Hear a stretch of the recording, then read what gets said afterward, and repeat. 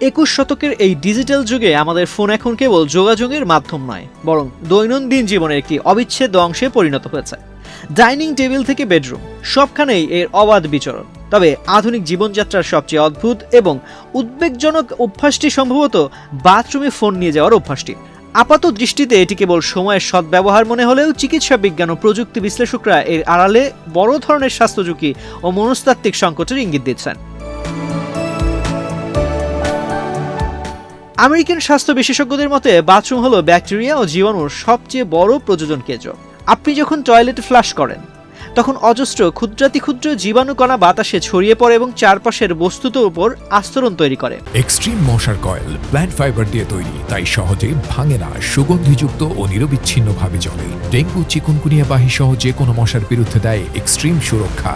Phone যেহেতু আমরা বারবার হাতে স্পর্শ করি এবং কানের কাছে ধরি, তাই ফোনের টাচ স্ক্রিন হয়ে ওঠে ইকোলাই বা সালমোনেলা এর মতো ভয়ঙ্কর সব ব্যাকটেরিয়ার বাহক। সাবান দিয়ে হাত ধোয়া হলেও আপনার স্মার্টফোনটি থেকে যায় অপরিশোধিত, যা থেকে সংক্রমণের ঝুঁকি থেকে যায় শতভাগ। চিকিৎসকদের ভাষায় বাথরুমে ফোন ব্যবহারের ফলে আমাদের বসার সময়টি অবচেতনভাবেই বেড়ে যায়। যেখানে একটি স্বাভাবিক বাথরুম সেশন 5 থেকে 10 মিনিটে শেষ হওয়ার কথা, সেখানে ফোনের স্ক্রিনে স্ক্রল করতে করতে তা প্রায় আধা ঘন্টা পার হয়ে যায়।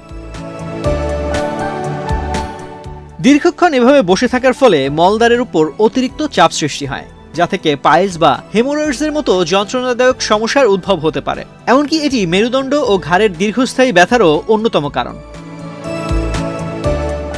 আমাদের মস্তিষ্ককে সচল রাখতে এবং সৃজনশীলতা বজায় রাখতে দিনের কিছুটা সময় একান্ত নিজের হওয়া প্রয়োজন। বাথরুম ছিল সেই শেষ আশ্রয়স্থল যেখানে মানুষ অন্তত কয়েক মিনিট ডিজিটাল কোলাহল থেকে মুক্ত থাকত। কিন্তু সেখানেও ফোনের অনুপ্রবেশ আমাদের স্নায়বিক উত্তেজনা বজায় রাখে। সিনিয়র সাইকোলজিস্টরা মনে করছেন বাথরুমেও ফোন ব্যবহার করার অর্থ হলো আমরা নিজেকে এক মুহূর্তের জন্য আনপ্লাগ বা বিচ্ছিন্ন করতে পারছি না, যা দীর্ঘমেয়াদী উদ্বেগ ও মনোযোগের ঘাটতি তৈরি করছে। শারীরিক ক্ষতি ছাড়াও রয়েছে ডিভাইসের ঝুঁকি।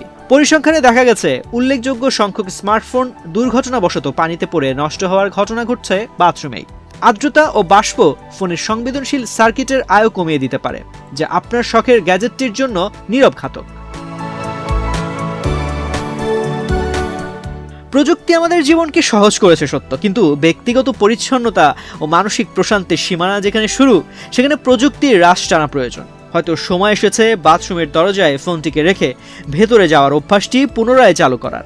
সুস্থ থাকতে স্মার্টফোনের এই ডিজিটাল ডিটক্স এখন আর বিলাসিতা নয়, বরং সময়ের দাবি।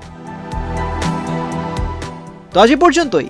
স্বাস্থ্য বিষয়ক এমন নানা পরামর্শ পেতে বাংলাদেশ প্রতিদিনের সাথেই থাকুন।